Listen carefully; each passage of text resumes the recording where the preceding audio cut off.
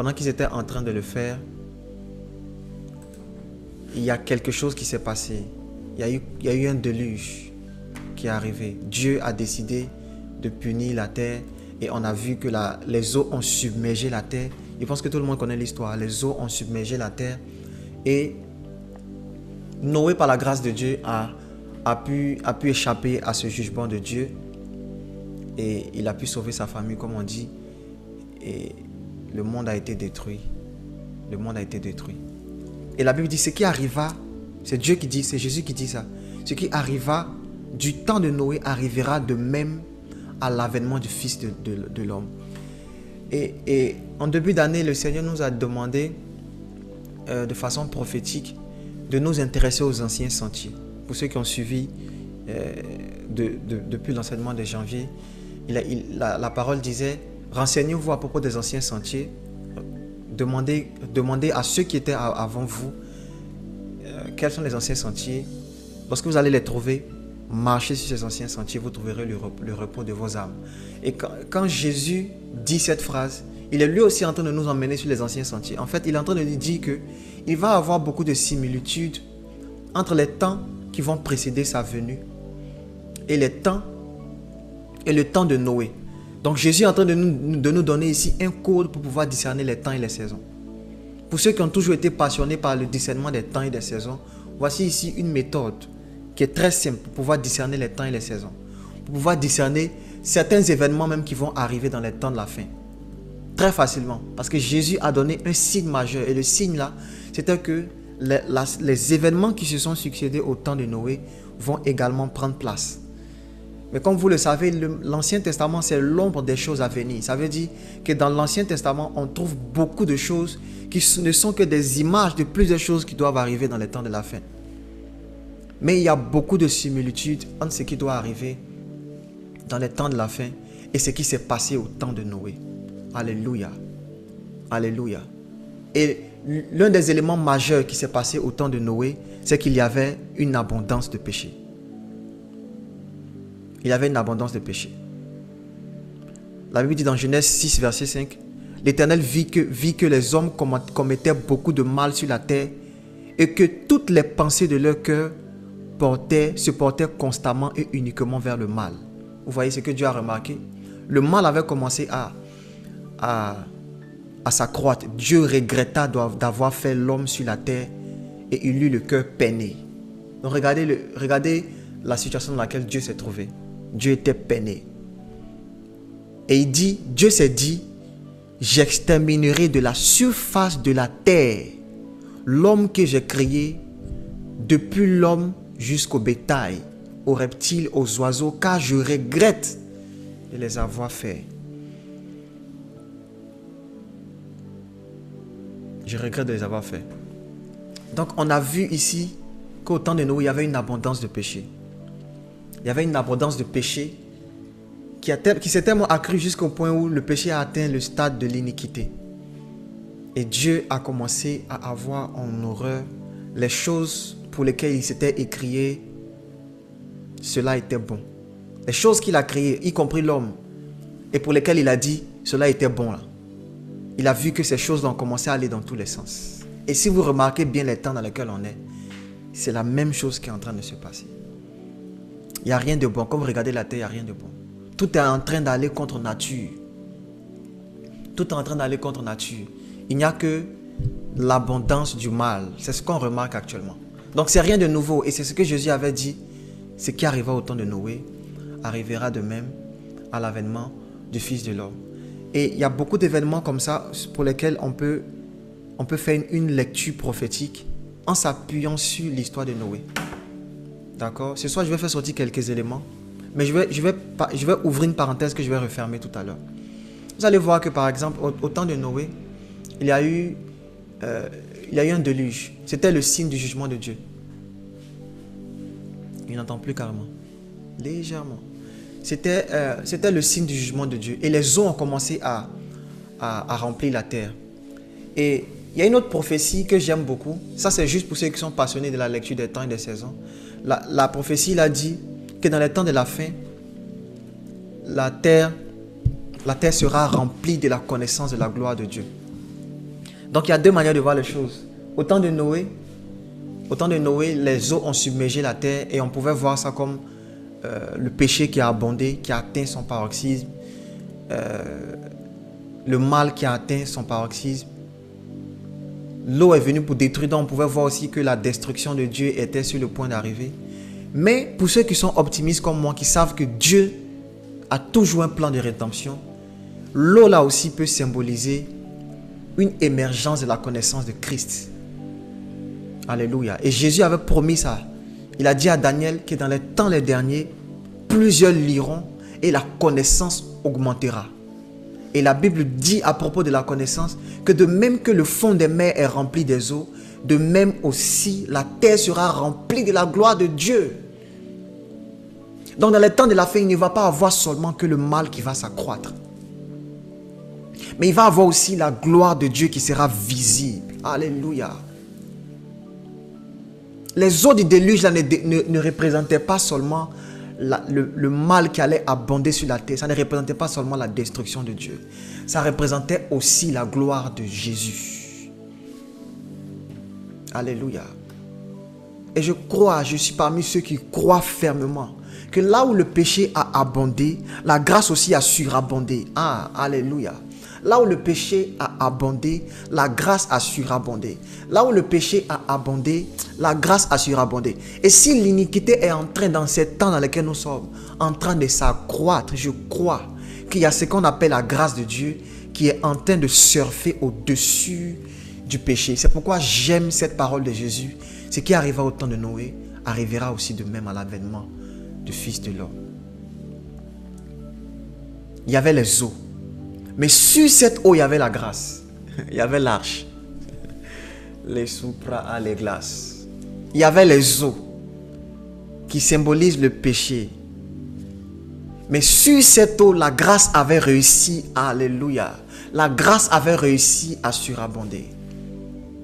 Hey, écoute-moi. Je veux dire à quelqu'un, ne te laisse pas décourager par les choses que tu vois autour de toi. Peut-être que l'homosexualité est en train de prendre le dessus. Peut-être que le mal est en train de prendre le dessus. Peut-être que Satan s'est levé contre les familles, contre les nations. Peut-être qu'il y a beaucoup de mauvaises choses que tu entends autour de toi. Mais je suis venu te donner une bonne nouvelle. Ce qui est arrivé au temps de Noé va arriver. Et cela ne concerne pas seulement le mal. Aussi, la grâce de Dieu est disponible dans les temps dans lesquels nous sommes. Si l'eau peut remplir la terre jusqu'à atteindre les montagnes, alors il y a une arche qui peut surpasser et flotter sur cette eau. On appelle ça la grâce. Dans cet enseignement, je vais nous expliquer beaucoup de mystères à propos des événements qui se sont passés au temps de Noé, parce que ça va nous aider à nous situer dans les temps dans lesquels nous sommes. Mais il y a beaucoup de leçons qu'on pourra tirer de ça. Je vais nous expliquer le mystère, surtout le mystère de ce qu'on appelle les survivants. Parce que vous allez voir que Dieu a détruit toute la terre, mais il y a eu un reste. Noé a réussi, par une technologie que Dieu lui a enseignée, il a réussi à préserver sa vie. Et ce qui est intéressant, ce que nous avons lu dans Hébreux 11, verset 7, c'est qu'il a réussi aussi à préserver sa famille. Il y a un reste. Même quand le péché abonde, même quand le péché surabonde, il y a des personnes qui, par la grâce de Jésus, arrivent à s'en sortir vivants. Et ce soir, je suis venu te parler de ça. Je vais parler dans cet enseignement, je vais parler du mystère de l'arche. L'arche de Noé, c'est une préfiguration de quelque chose d'extraordinaire. C'est un système que Dieu a institué depuis la nuit des temps pour préserver les gens. Et je vais vous expliquer comment. Qui est cette arche? Qui représentait cette arche véritablement? Cette arche qu'on a vue au temps de Noé, c'était qui? Parce que cette arche était un homme. Oh, j'aime la parole de Jésus. Je vais nous expliquer cela. Et je crois que le Seigneur va nous bénir. Est-ce que je peux avancer dans mon enseignement de ce soir? Veli Sutra de Levazikai. Genèse 6, verset 7. Dieu dit, j'exterminerai de la surface de la terre l'homme que j'ai créé. Puis l'homme, depuis l'homme jusqu'au bétail, aux reptiles, aux oiseaux, car je regrette les avoir faits. Cependant, Noé trouva grâce aux yeux de l'Éternel. Waouh! Le péché était en train d'abonder. Mais il y a eu toujours quelque chose qui se passe pour que la grâce trouve un petit espace pour surabonder. Peu importe l'iniquité qui s'accroît, Dieu trouve toujours un plan de rédemption. Et son plan là s'appelle la grâce. Il y a un homme qui a trouvé grâce aux yeux de Dieu. Et on dit, voici l'histoire de Noé au verset 9. Noé était un homme juste et intègre dans sa génération. Un homme qui marchait avec Dieu. Oh Jésus. Un homme qui marchait avec Dieu. La terre était corrompue. La terre était remplie de mal. Mais lorsque la grâce de Dieu a commencé à sillonner sur la terre, elle a réussi à trouver un modèle de personne qui n'avait pas réussi à se corrompre malgré toutes ces choses-là. La grâce a pu trouver quelqu'un. Et cet homme s'appelait Noé. Et la Bible dit qu'il était juste. Il était intègre dans sa voie. Dans sa génération, il avait réussi, à la différence des autres, à marcher avec Dieu. À marcher avec Dieu. Et j'ai dit que c'est une caractéristique de ceux qu'on appelle les survivants. Quand vous vous rappelez par exemple de l'homme qu'on appelle Enoch, qui a marché lui aussi avec Dieu. Et vous savez ce qui a été la conséquence? Comme il a marché avec Dieu dans sa génération, Dieu l'a empêché de vivre la mort comme les autres. Ceux qui décident de marcher avec Dieu, de rester dans la justice, dans l'intégrité et de s'atteler à marcher avec Dieu, au milieu d'une génération corrompue, au milieu d'une génération qui ne commet que le mal, ceux-là, ils vivent des choses différentes. Ceux-là, ils vivent des choses différentes. Ils commencent à se qualifier pour ce qu'on appelle l'élection de la grâce. L'élection de la grâce. L'élection de la grâce. Il a décidé de ne pas se compromettre dans sa génération. Il a décidé de marcher avec Dieu. Et Dieu lui a fait grâce. Dieu lui a fait grâce. Dieu a fait grâce à Noé. Dieu a fait grâce à Noé. Dieu a fait grâce à Noé. Dieu a fait grâce à Noé. Et vous allez remarquer que Dieu était dans une colère extraordinaire. Dieu était dans une très grande colère. Mais malgré sa colère, ça ne l'a pas empêché de repérer un homme juste pour lui faire grâce. Vous voyez comment Dieu est amour. Peu importe le degré de colère de Dieu, Dieu n'applique jamais sa colère avant d'avoir trouvé quelqu'un à qui il va faire grâce. En fait, la grâce là n'a pas commencé maintenant. Ça a commencé depuis. Toutes les fois où Dieu est sur le point d'agir dans sa colère, il cherche d'abord, est-ce qu'il n'y a pas au moins une seule personne qui est digne de trouver grâce à mes yeux? C'est un processus que Dieu fait constamment. C'est pour ça qu'on dit qu'il est lent à la colère. Le temps qu'il prend pour manifester sa colère, ce n'est pas quelqu'un qui est lent, qui ne sait pas ce qu'il faut faire. Non, c'est quelqu'un qui prend le temps de chercher de bonnes raisons. Et vous savez ce qu'il fait? Il va juste même aller trouver des raisons qui n'en valent pas la peine. Vous savez, pour appliquer la grâce par exemple à nous, qui sommes pécheurs, vous savez ça a été quoi la raison que Dieu a trouvée? Il a cherché la raison, il n'a pas trouvé. La raison qu'il a trouvée pour nous faire grâce, c'était le fait qu'on soit pécheurs. Vous voyez comment Dieu est fou dans sa sagesse? Et il est sage dans sa folie. Il cherche toujours un moyen de faire grâce. Et quand il ne trouve pas, il trouve un prétexte. Et pour nous qui sommes pécheurs là, le prétexte qu'il a trouvé pour nous faire grâce, c'est notre péché même. Jésus. Jésus. Mais la Bible dit, il avait trouvé en Noé la justice, l'intégrité. Et il avait trouvé en Noé quelqu'un qui marchait avec Dieu. Et qu'est-ce qu'il va faire? La Bible dit, Dieu ne fait rien sans avoir révélé ses secrets à ses serviteurs. Donc qu'est-ce qu'il va faire? Il va prendre ses secrets, il va annoncer à Noé ce qui doit arriver. C'est pour ça que vous allez voir dans Hébreux 11, verset 7, on dit, c'est par la foi que nous reconnaissons que Noé, divinement averti, il était capable de se sauver et de sauver sa famille.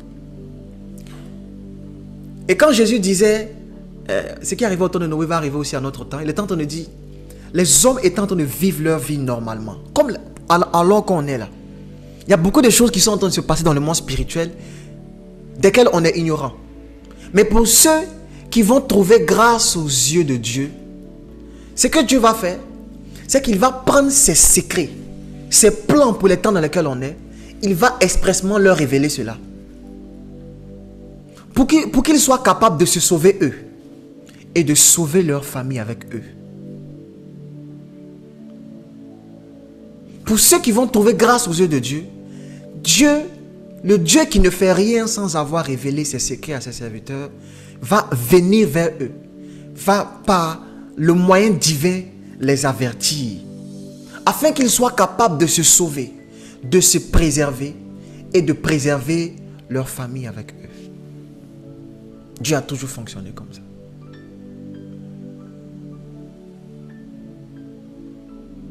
Mais dans une génération où le mal s'accroît, où il y a beaucoup de mauvaises choses qui sont en train de prendre l'ascendant, la première des choses que je veux nous faire comprendre, c'est que Dieu n'est pas surpris par tout ce qui est en train de se passer. Parce qu'on a l'impression que Dieu n'est pas là, que c'est le diable qui est en train de prendre l'ascendance. Non, il y a toujours un plan de rédemption que Dieu a en cachette. Et je vais vous expliquer à quoi ressemble ce plan-là. Et nous allons prier.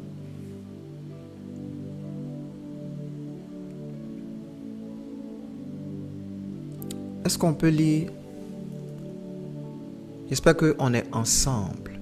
Ézéchiel 14, verset 21.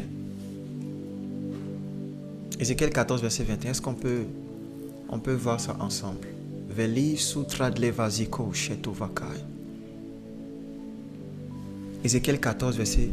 C'est bon? Ainsi parle l'Éternel. Ainsi parle l'Éternel. Quoique j'envoie contre Jérusalem mes 4 châtiments terribles.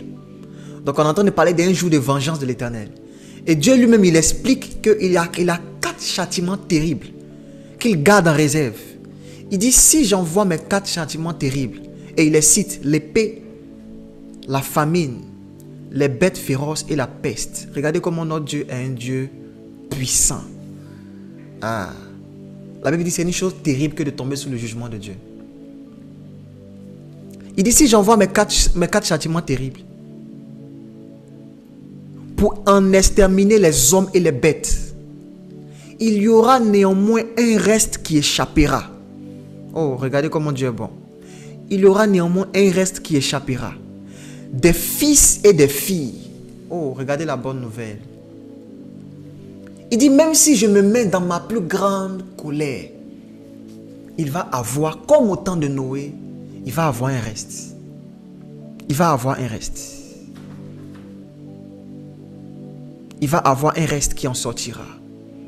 Ils arriveront auprès de vous et vous verrez leur conduite et les actions et vous vous consolerez du malheur que je fais venir sur Jérusalem, de tout ce que j'ai fait venir sur elle. Maintenant, il explique de quelle nature sera ce reste. Au verset précédent, regarde, on va lire au verset 19 par exemple.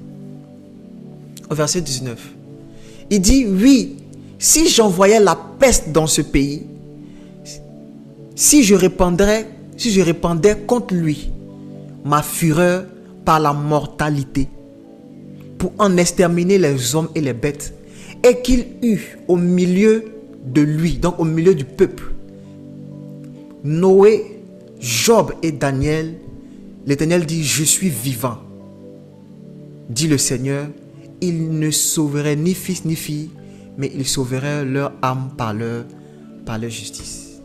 Waouh, quand j'ai vu cette parole, ça m'a choqué. Vous voyez, c'est très rare que Dieu parle comme ça en faisant des serments, en disant, je suis vivant aussi longtemps que je vis.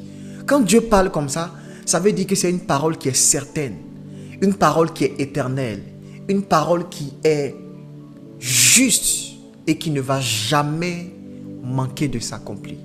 Il dit, si je fais sortir mes châtiments les plus mauvais, les plus dangereux, et que parmi le peuple, il se trouve des hommes de la catégorie de Noé, Job et Daniel, eux, ils vont réussir à sauver leur vie à cause de la justice. Et la Bible dit, ce qui arriva au temps de Noé va arriver aussi à la fin des temps. Dieu était en train ici de nous donner un modèle de survivant. Il était en train de nous enseigner sur un ancien sentier qui nous renseigne sur la catégorie d'hommes qui peuvent vivre dans les temps les derniers et qui peuvent réussir à survivre. Dieu était ici en train de donner un modèle. Il n'était pas en train de dire qu'il va y avoir des hommes qui vont s'appeler Noé. Non. Il n'était pas en train de dire qu'il va y avoir des hommes qui vont s'appeler Job. Non. Il n'était pas en train de dire qu'il va y avoir des hommes qui vont s'appeler Daniel. Non. Mais il était en train de dire que dans les temps qui seront les derniers, dans les temps qui seront difficiles, moi Dieu, lorsque je serai sur le point de faire venir ma colère la plus ardente, je vais chercher au milieu du peuple des hommes de la catégorie de Noé, Job et Daniel. Et c'est ces hommes qui auront ces caractéristiques-là qui seront capables de se préserver, de se sauver à cause de la justice. Et donc quand tu entends Dieu dire une telle phrase et que tu veux toi aussi faire partie du reste dans les temps de la fin, c'est simple, c'est un ancien sentier. Tu vas juste regarder qu'est-ce qu'ils avaient de si spécial, Noé, Job et Daniel. Quelles étaient leurs caractéristiques pour qu'ils arrivent à se maintenir en vie dans une grande catastrophe qu'on peut appeler le déluge. Ils avaient quoi? Qu'est-ce qu'ils avaient? La première des choses qu'ils avaient, la Bible dit Noé trouva grâce.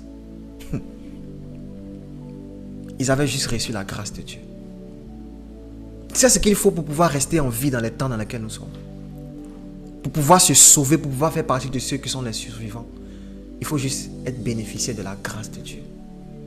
Noé trouva grâce. Il a juste trouvé grâce au Dieu de Dieu. Il a juste trouvé grâce. Il a trouvé grâce. Après, je vais vous expliquer le principe de la grâce. Là. Ça n'exclut pas. La grâce là n'exclut pas la justice. Mais en fait, il avait trouvé grâce. Parce qu'en fait, Dieu fait grâce à qui fait grâce. Pourquoi je dis que la grâce n'exclut pas la justice? Parce que Noé avait été trouvé juste et intègre. Mais avant ça, il avait trouvé grâce. En fait, c'est par la grâce de Dieu qu'il arrivait à marcher dans la justice et dans l'intégrité. Pourquoi je donne cet exemple? Parce que Job aussi avait été trouvé grâce, avait aussi été trouvé intègre devant Dieu, juste et intègre. Et c'est Dieu lui-même qui a dit que Job était intègre. Les hommes qui sont les survivants, ils avaient tous cette même caractéristique. Ils étaient justes et intègres devant Dieu. Et la Bible m'a ajouté à propos de Noé que lui marchait avec Dieu. Job en dit il était intègre. Daniel à propos de lui en dit qu'il avait refusé de se souiller parmi les maires du roi. Donc quelque part, ils avaient une certaine attitude qui favorisait la grâce de Dieu pour eux. Mais quand vous lisez toujours la Bible, vous allez remarquer qu'on mentionne d'abord qu'ils ont trouvé grâce avant de parler de leurs actions.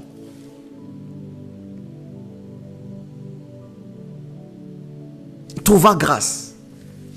Mais il était intègre. Pourquoi je dis les deux? Parce que si on veut se rabattre sur la justice de l'homme pour qu'il puisse y mériter le salut, on va entrer dans un siècle où l'homme n'est pas digne. Parce que l'homme ne peut pas se sauver par sa justice. Et Job, dont on parle ici, il avait essayé de se justifier par sa propre justice.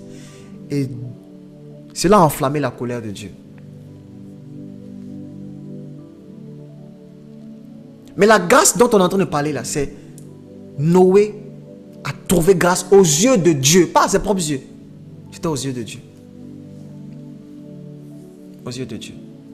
Et c'est le premier principe si on veut être des survivants dans cette génération.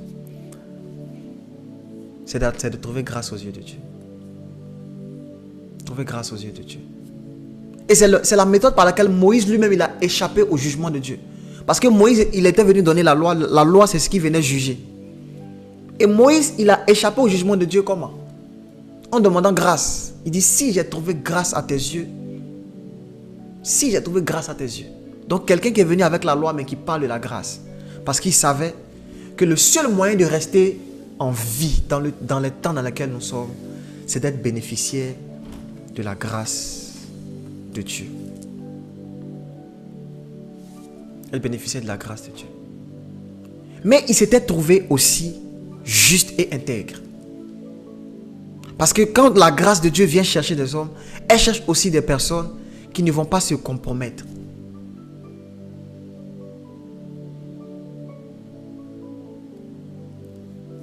Noé a trouvé grâce. Mais il était juste, il était intègre. Et il marchait avec Dieu. Il était juste, il était intègre et il marchait avec Dieu. Daniel également. Job aussi également. Et c'est de ces personnes-là que Dieu se permet de jurer, sur lesquelles Dieu se permet de jurer. Il dit, s'ils existent dans un peuple, alors ils vont sauver leur vie. Et je veux nous encourager. Si nous aussi nous sommes intéressés par le fait de survivre dans cette génération, dans les temps dans lesquels nous sommes, alors on doit s'intéresser à ce qu'on appelle la justice de Dieu. On doit s'intéresser à l'intégrité. On doit s'intéresser à ce qu'on appelle le fait de marcher avec Dieu. C'est ça qui va être l'élément de notre salut. C'est ça qui va nous permettre de nous sauver, nous. Je parle à quelqu'un qui se sanctifie et qui se dit, qui ne trouve pas peut-être l'intérêt de le faire. Ou qui est peut-être un peu découragé à cause de la vie de certaines personnes autour de lui. Tu n'es pas en train de perdre ton temps. Parce que lorsque la grâce de Dieu va commencer à sillonner, ça fait partie des choses sur lesquelles elle va se baser pour faire son élection. Ceux qui sont justes et qui sont intègres. Les choses dont tu es en train que le Saint-Esprit te pousse, dont le Saint-Esprit te pousse à te détacher, ce n'est pas fortuit. C'est pour que tu sois qualifié à l'élection de la grâce. Toutes les restrictions que tu te vois te mettre, différemment des gens de ta génération. Tous les surnoms qu'on t'a donnés, maman Marie, petit Jésus, papa pasteur, tous les noms qu'on te donne dans ton école, dans ton quartier, tous ces surnoms qu'on te donne à cause de ta consécration, ça vaut le coup si tu veux réussir, à être un survivant dans cette génération qui est compromise.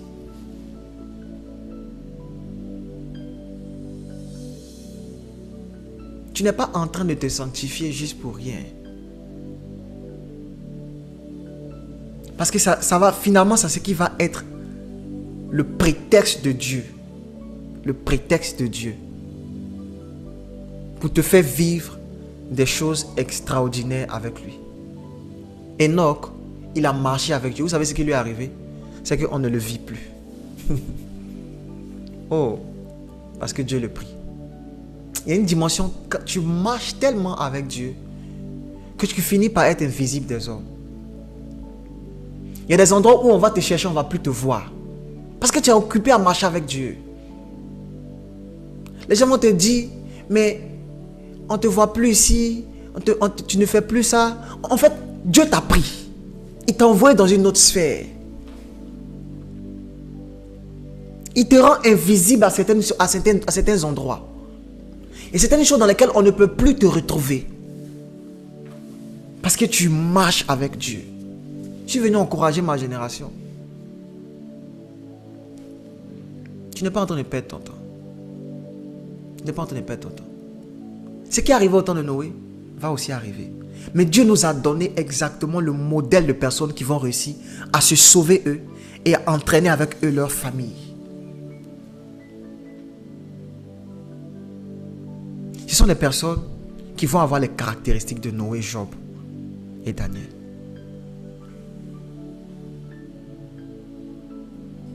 Des personnes qui vont trouver grâce aux yeux de Dieu. Mais qui vont refuser de se compromettre. Qui vont refuser de vendre leur intégrité au prix de quoi que ce soit. Qui vont refuser de se livrer au plaisir et au désir du monde, quoique la tentation soit si forte. Il y aura un reste. Il y aura un reste. Il y aura un reste. Il y aura un reste.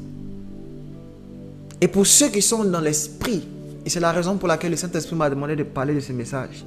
Dieu a déjà commencé son élection. Les hommes vivaient naturellement. Mais parmi eux, il y avait un homme qui était déjà averti. Eux, ils ne savaient pas. Lui, il avait été divinement averti des choses qui devaient arriver. Pendant que les autres étaient encore en train de boire, manger, se livrer à l'impudicité, vivre leur vie. Je parle à quelqu'un qui se dit, est-ce que je suis pas en train de perdre mon temps? Est-ce que ça vaut le coup? J'ai l'impression que je suis différent. Ceux qui font partie du reste, ils ont compris certaines réalités que les autres n'ont pas encore compris.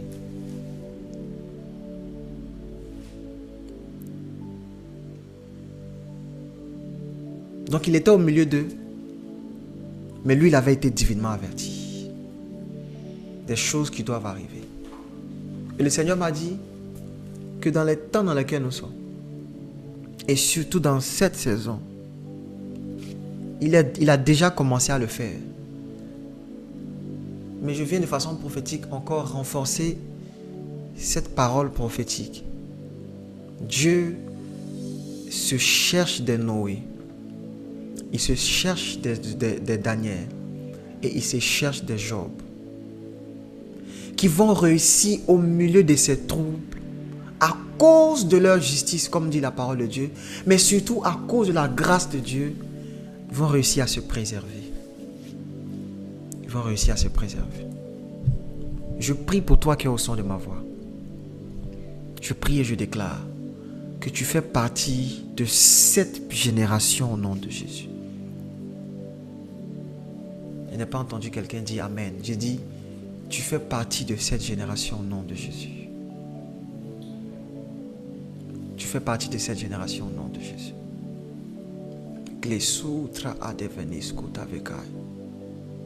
Dieu est déjà en train de susciter de telles personnes. Et pourquoi je dis la grâce et la justice et la grâce? La grâce et la justice mais la grâce.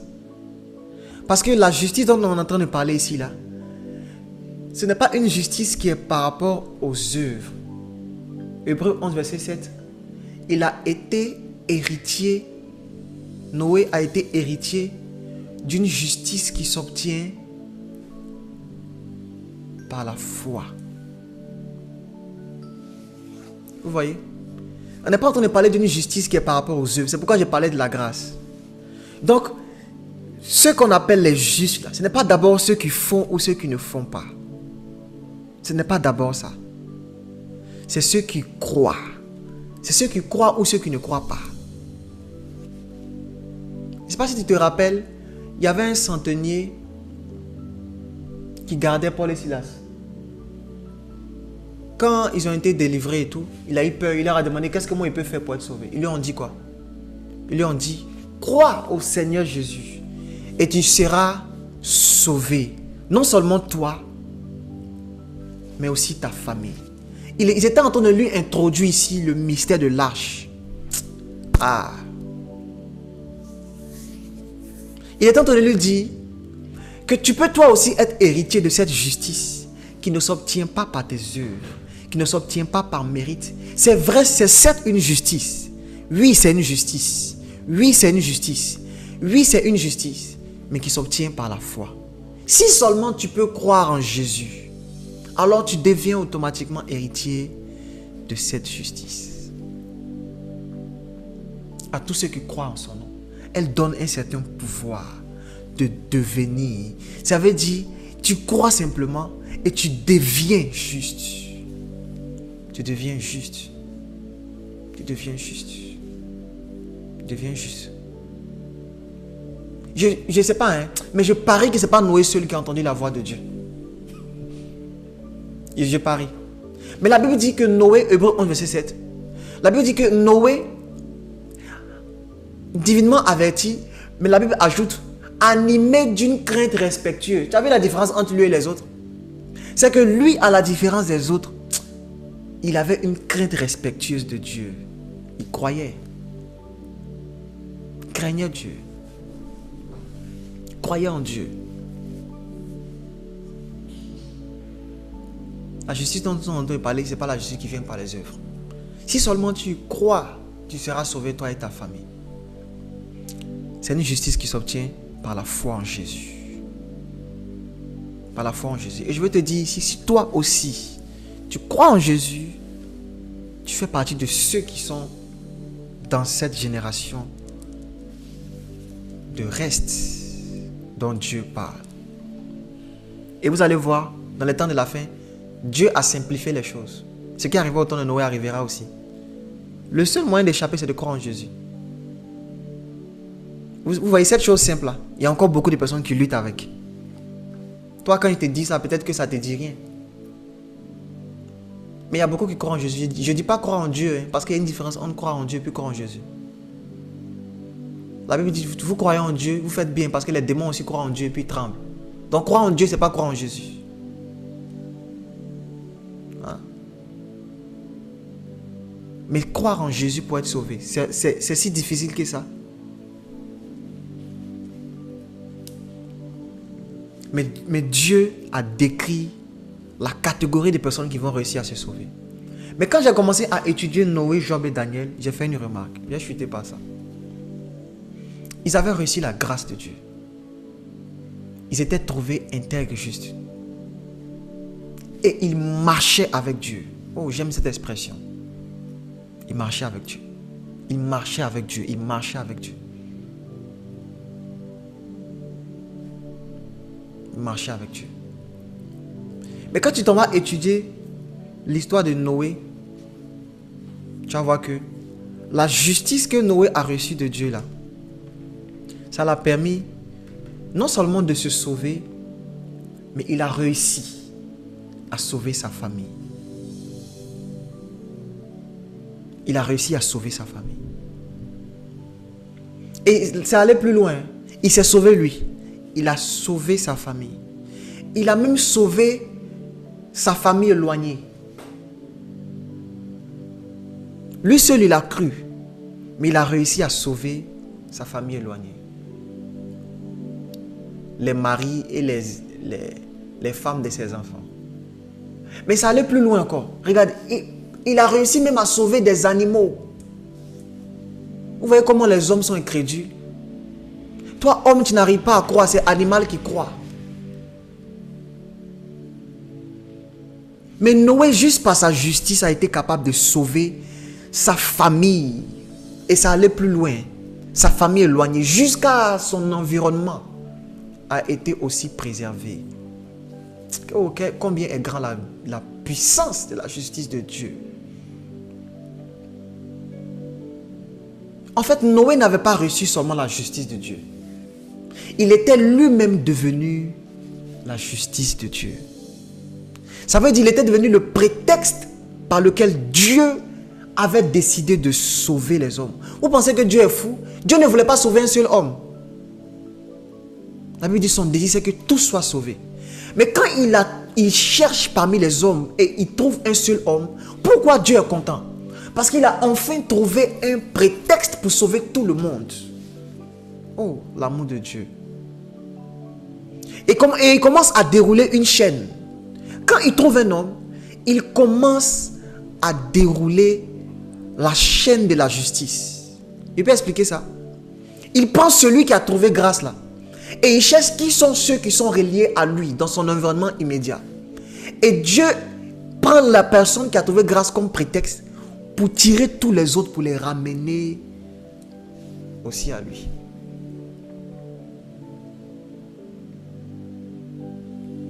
Quand Dieu cherche Job, Noé et Daniel, ce n'est pas d'abord pour eux. C'est parce qu'il sait que s'il trouve une personne qui est juste, il pourra sauver par eux toute une génération qui croit en eux. Vous voyez ce qu'il a fait? Noé a réussi à sauver sa famille. Je vais revenir sur ça. Daniel a réussi. Il a intercédé. Il a intercédé pour son pays, pour Israël. Quand il a vu que les temps étaient arrivés, il a intercédé pour son pays. Mais Job a intercédé pour ses amis. Il a réussi à éviter la mort à ses amis. Parce que lui-même aussi, il a évité la mort. Donc il a été trouvé juste et intègre. Mais quand Dieu est passé à côté de lui et que Dieu l'a sauvé, Dieu l'a pris comme un prétexte. Et Dieu a dit à ses amis, si vous écoutez la voix de Job et que vous décidez d'entrer dans l'arche, vous aussi vous serez sauvés. Vous aussi vous serez sauvés. Mais je vais vous sauver, Dieu dit, je vais vous sauver à cause de mon serviteur Job. Tout comme les enfants de Job, de Noé, ont été sauvés à cause de lui. Sa famille a été sauvée à cause de lui. Les animaux ont été sauvés à cause d'un homme. Le reste dont Dieu est en train de parler là. Dans la phrase, Dieu a dit, ils ne réussiront à sauver. C'est pas que j'avais la remarque. Il a dit, ils ne réussiront à sauver ni fils ni fille. Mais pourtant, Noé a réussi à sauver ses fils et ses filles. Tu n'as pas remarqué? C'est la faiblesse de l'amour de Dieu. L'amour de Dieu, c'est sa faiblesse. C'est comme ça Dieu est. Ici, ce côté-là, il est faible. Il a juré qu'il n'allait pas arriver à sauver ni fils ni fille. Mais vous allez remarquer que Noé a réussi à sauver sa famille. Parce que quand il trouve quelqu'un qui a trouvé grâce à ses yeux et à qui il a fait justice, c'est fini. Il est obligé de dérouler la chaîne.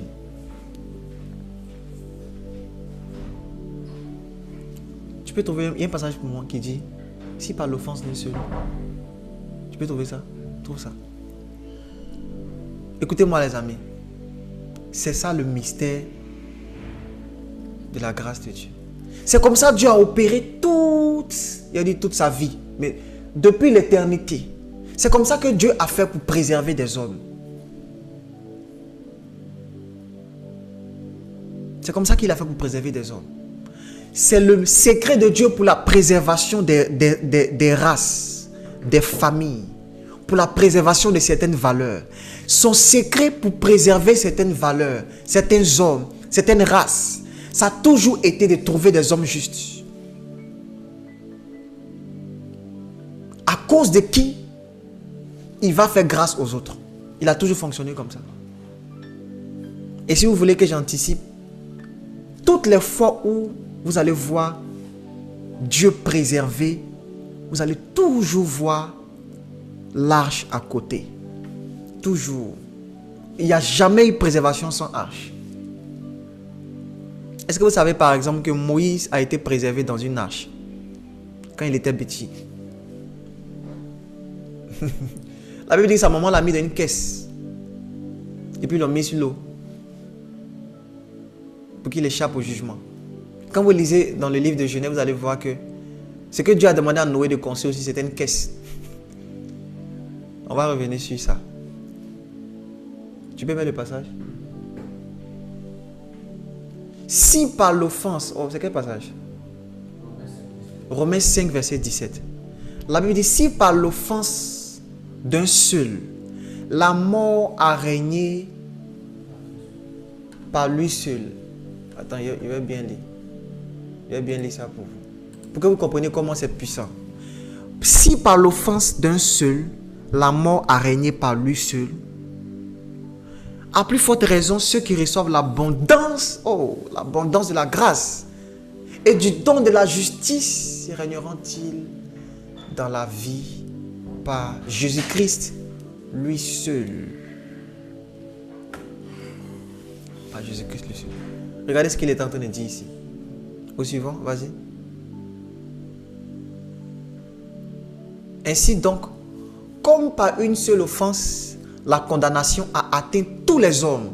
Une seule offense, tous les hommes. De même, oh merci. De même, par un seul acte de justice, la justification qui donne la vie s'étend à tous les hommes. Oh, c'est quoi ça? C'est quoi ce passage? Un seul homme a péché et la condamnation a touché tous les hommes. Si ça c'est un principe qui est vrai, alors par la justice d'un seul homme, la justice peut aussi. Je dis à quelqu'un, Je vais parler à quelqu'un qui croit au lien de sang. Tu vas aimer mon message. Tu vois, toi tu aimes les choses de lien de sang, non? Tu as aimé mon message aujourd'hui. Tu aimes les histoires de liens de famille, non? Tu aimes ça? Moi aussi j'aime les liens de famille. Tu crois que ton père avant toi peut faire une action. Et puis ça va rester sur toi jusqu'à aujourd'hui. Si tu crois ça, c'est qu'en même temps tu es en train de dire aussi que si moi aujourd'hui je fais une bonne action, ça peut aussi rester dans ma famille et effacer les mauvaises actions de ma famille.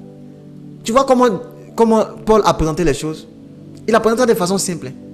Si l'offense d'une seule personne peut avoir autant d'impact sur toute une génération, alors la justice d'une seule personne peut aussi avoir autant d'impact. Je ne sais pas si quelqu'un sent... Oh, la parole de Dieu est extraordinaire. Si une seule personne peut être autant puissante pour gâter la destinée de tout un peuple, de toute une famille, de toute une génération, alors par la justice d'un seul homme, toute une famille aussi peut être préservée. Tout un pays peut être préservé par un seul homme. Dieu n'a pas choisi 10 000 hommes. Noé a réussi à préserver sa vie, sa famille et même les espèces animales qui étaient autour de lui. Si le péché peut abonder, alors la grâce peut surabonder. Si le péché peut être autant puissant pour conduire les gens à la mort, la justice de Dieu peut être aussi si puissante pour conduire plusieurs à la vie.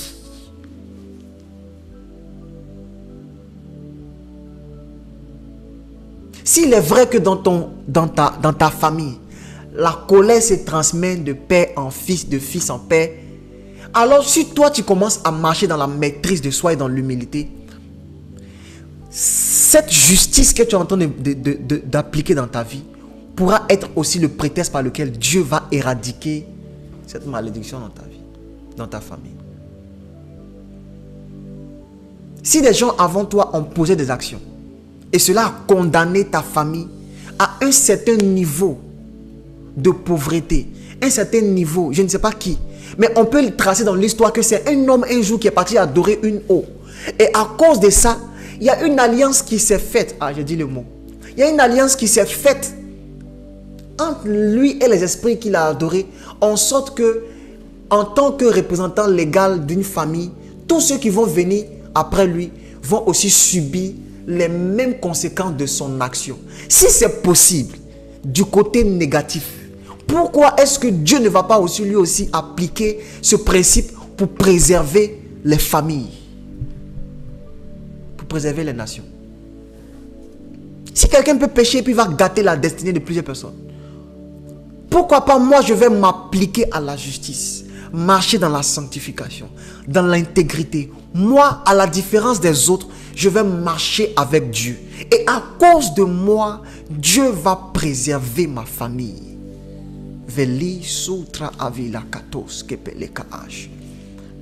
Tu vois, tu t'es jamais dit ça.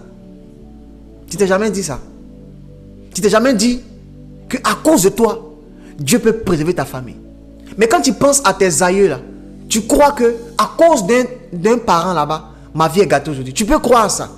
Tu peux croire que à cause de l'action de quelqu'un, le mal est entré dans ta famille. Mais tu n'arrives pas à croire que si toi, tu deviens la justice de Dieu, la vie de Dieu va aussi entrer dans ta famille.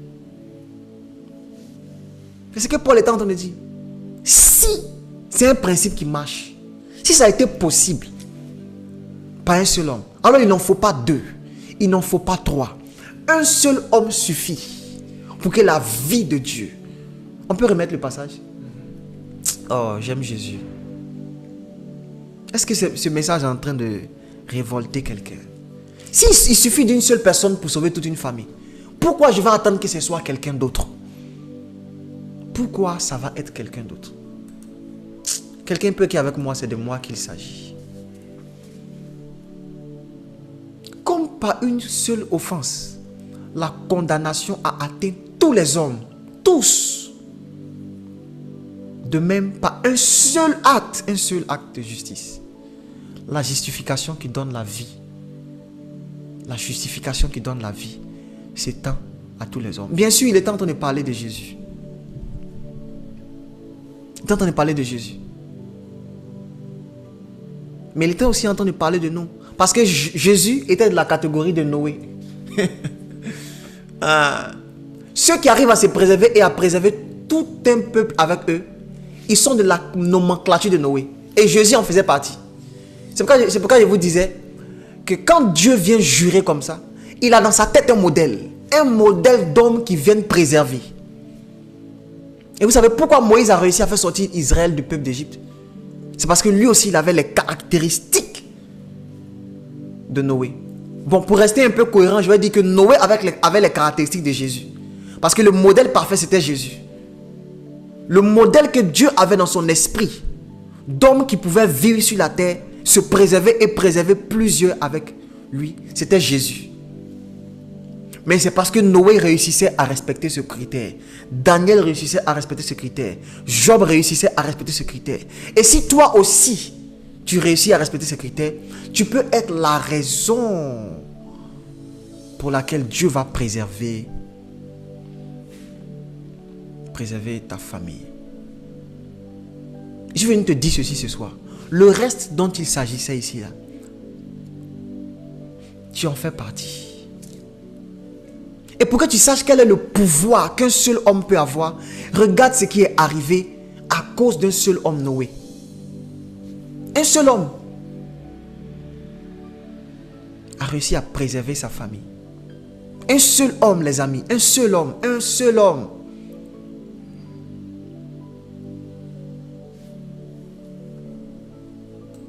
Pourquoi alors ma famille va rester telle qu'elle est?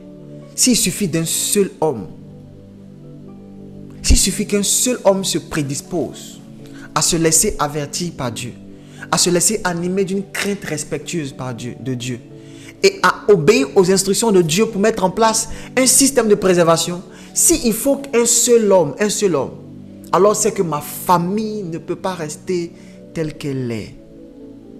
C'est que dans ma génération, comme pour Job, mes amis ne peuvent pas périr si je suis à côté d'eux. C'est que dans ma génération, mon entourage, ceux qui le méritent comme ceux qui ne le méritent pas. Parce que, oh Jésus, j'aime la parole de Dieu. Les animaux là, c'était l'image de pécheurs également. Parce que la Bible dit, l'homme qui pêche, on l'appelle l'homme animal. L'ancien homme, c'est l'homme animal. D'accord?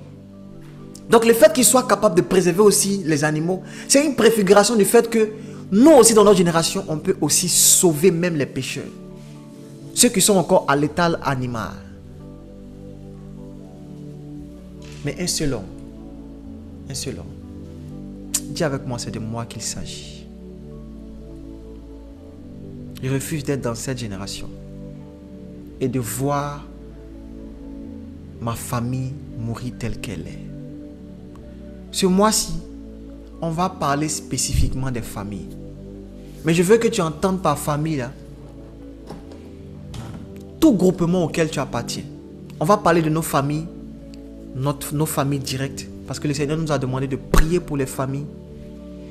Mais je veux que tu puisses comprendre que ça représente aussi tout groupement auquel tu appartiens. Ta famille spirituelle, ton église, ta famille, je ne sais pas moi, de l'école, ta famille d'une certaine cellule à laquelle tu appartiens, ta famille de, comment dirais-je, de ton pays, etc. Toutes sortes de familles à laquelle tu appartiens. Et même ceux de ton environnement immédiat. Dieu est capable, par toi seul. Écoutez-moi, ce n'est pas juste quelque chose de flatteur. Moi, je gagne quoi à te flatter? La Bible nous relate l'histoire des hommes comme nous, de la même nature que nous. Des hommes simples, ils n'avaient rien de meilleur que nous. Ils avaient juste trouvé grâce aux yeux de Dieu. Mais par leur justice, ils ont réussi à préserver des nations entières. Dieu peut par toi préserver ta famille. Je ne sais pas qu'est-ce qui se passe actuellement dans ta famille qui semble être ingérable. Je ne sais pas c'est quel lien. Je ne sais pas c'est quel... je ne sais pas quel lien de famille, quel lien de sang. Je ne sais pas c'est quelle difficulté il y a dans ta famille. Mais je veux que tu puisses comprendre, si tu as eu la grâce d'entendre ce message ce soir, que par toi, l'offense de toute une famille peut s'arrêter. La malédiction de toute une famille peut s'arrêter. Des gens autour de toi peuvent être sauvés. Des personnes autour de toi peuvent être délivrées. Si seulement tu peux croire. C'est par la foi que Noé a été capable de faire ça. Si seulement tu peux croire. Si seulement tu peux croire. Des choses se passent dans ta famille, ça ne te plaît pas. Si tu peux croire qu'il suffit d'un seul homme. Un seul homme. Ça veut dire, moi aujourd'hui, si je décide que cela s'arrête dans ma famille, ça va s'arrêter. Si je décide. Oh Jésus. Écoutez-moi, je vous parle de quelque chose que je vis. Et c'est ma plus grande fierté. J'ai décidé, un jour je me suis levé par l'inspiration de l'Esprit de Dieu, je reconnais, et par la grâce de Dieu. J'ai décidé que ma famille ne va pas finir comme ça. Et j'ai commencé à chercher Dieu. Et par la grâce de Jésus, il a commencé à m'avertir de façon divine des choses qui doivent arriver. Et il m'a donné sa sagesse pour que je puisse construire une arche qui allait être la méthode par laquelle ma famille va être préservée. C'est quelque chose de réel. Dieu fait ça. Dieu fait ça. Je vais nous expliquer plus tard comment est-ce que Dieu nous avertit divinement. Je vais nous expliquer c'est quoi cette arche. Mais je veux que tu puisses comprendre pour ce soir que tu peux, toi, si tu décides de te lever dans la prière, tu décides de chercher Dieu, de marcher avec Dieu, si tu décides simplement de croire, tu peux te sauver toi, mais tu peux aussi sauver tes amis, ta famille et tes proches. Alléluia. Quelqu'un peut dire avec moi, c'est de moi qu'il s'agit. Est-ce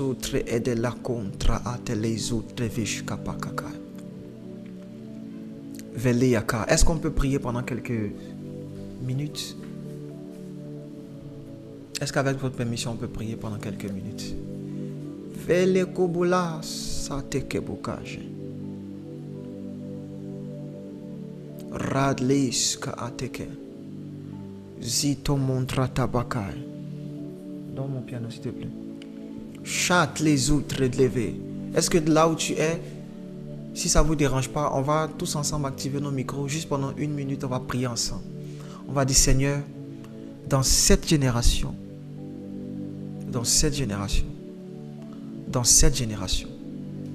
nous voulons être ce reste. La clarotoscopelege kanda. Gleezi supra andre telebekatus katabalaka ija. Raba. Radosko opradlovo compra andre teleprakatekai. Ma andre tleveske ete closos tran livekai. Mandli sotokobokai. Est-ce que quelqu'un peut prier? Shara pratlepaka. Rababababa. Rabababo sota kapali sotobaka.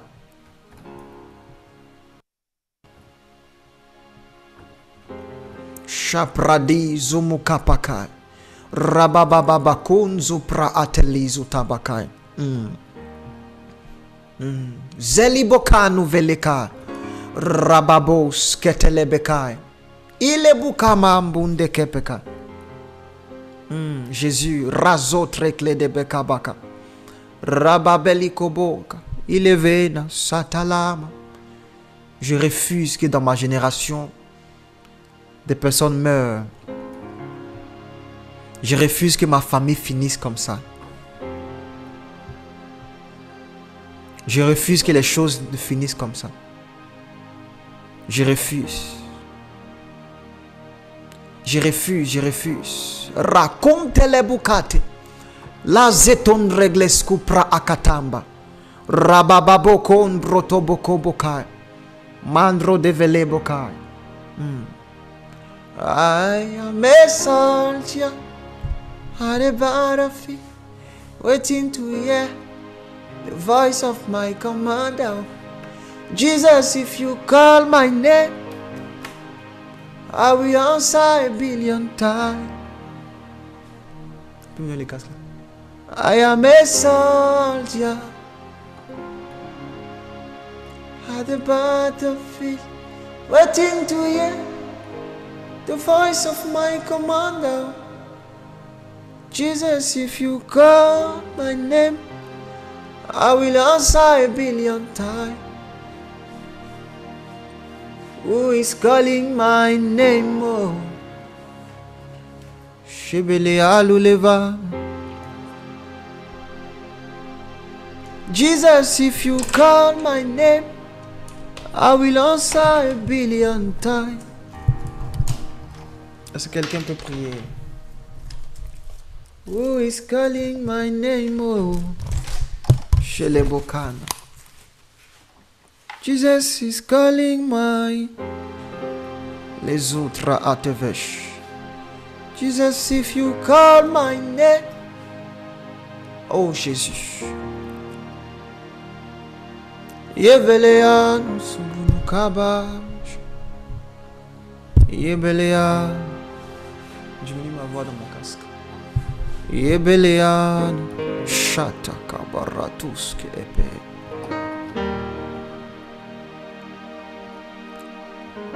J'allais soutre de vekanu tavas. Shabababo, c'est traite les vekai. Est-ce que tu peux prier de tout